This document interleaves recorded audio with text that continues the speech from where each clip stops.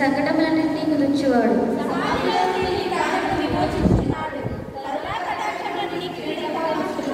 పక్షిరాజు యవనములేని యవనము ప్రొద్దగుచున్నట్లు మేలుతో నీ హృదయము తృప్తిపరుచున్నాడు.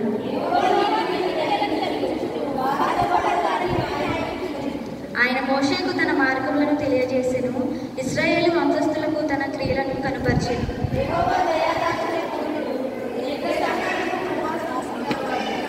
ఆయన ఎల్లప్పుడూ వాచ్యమాడువాడు కాడు, ఆయన నిత్యము కోపించేవాడు కాడు.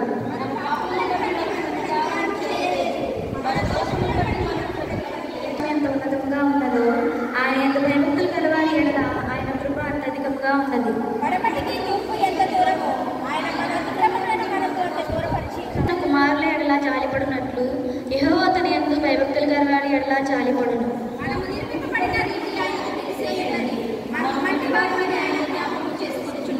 నరుని ఆయువు గడ్డి వలె ఉన్నది, అడవి పువ్వు పూయినట్లు వాడు పూయును.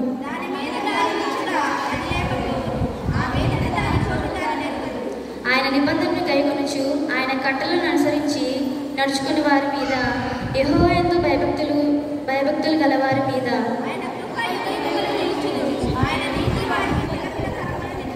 యెహోవా ఆకాశమందు తన సింహాసనమును స్థిరపరిచి ఉన్నాడు, ఆయన అన్నిటి మీద రాజ్య పరిపాలన చేయుచున్నాడు.